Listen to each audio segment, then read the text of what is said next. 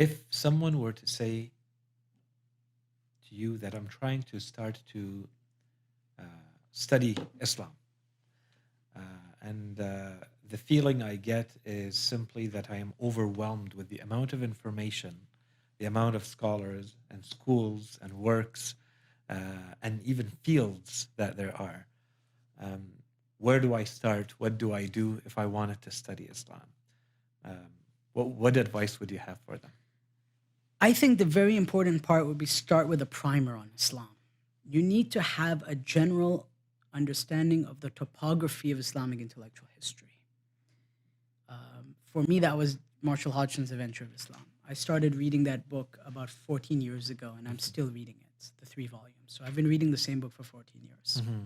Because Hodgson, I believe, is one of the most remarkable minds in the academy that has ever come across in the past, I don't know, century. Mm-hmm. And the work was written in the 60s, yet it is still a seminal work today. And, actually, when I was coming here, I was like, should I take the second volume with me in the suitcase or should I leave it? And I said, leave it.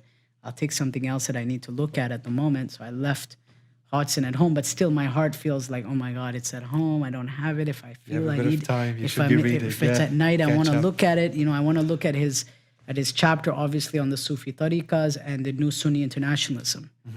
Mm-hmm.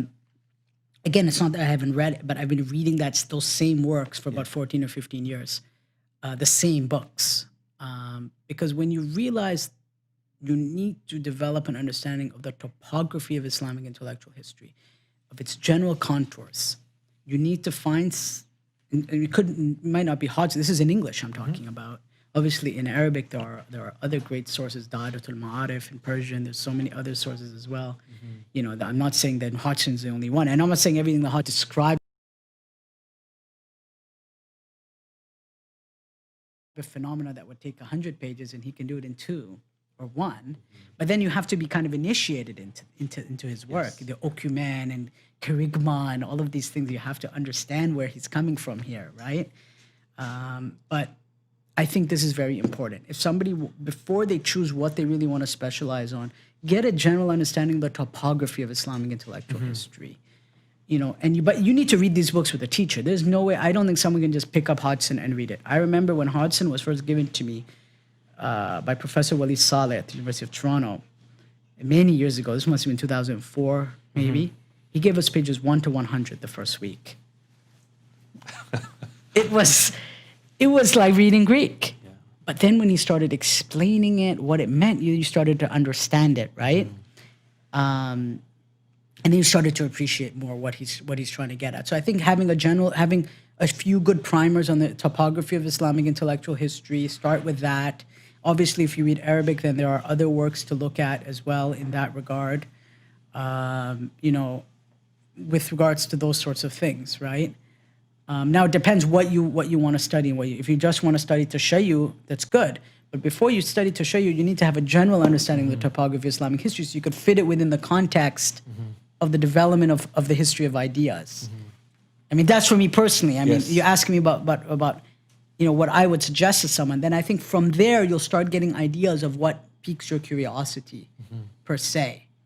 Because it's very hard to study one subject without having an understanding of how that subject fits in to the arc of intellectual history. And you need to understand how that subject fits in, both historically, socially, culturally, from the pre-Islamic perspective as well. So you have to understand what preceded Islam, right? As we describe as the late antique milieu, right? Of the Mediterranean basin, right? And understanding that. And when you start understanding that and then you see what came up, it takes many years to do this. Again, it's not easy. You have to go slow. But once you can start connecting the dots, and you could imagine it, just close your eyes and you could imagine you're looking at a map of the world, at a board, and you could start drawing dots. Then you can start saying, okay, now I've begun to understand Islamic intellectual history. The events are now coming together a source. to a there's source. A reason. There's no vacuum. And then you choose now, okay, I want to really specialize in philosophy. I want to really specialize in law. I want to really specialize in usul, for example, right? Yeah. And that's why we even see important works like the work by Sayyid Muhammad Taqi al-Hakim, Usul al-Fiqh al-Muqaran, which is an extremely important historical work. Look at the work that he's done. It's the history of ideas. He says he's looking at usul from a comparative historical perspective. And I think these works, again, I mean, I didn't find this on my own. It's my teachers who showed me these works.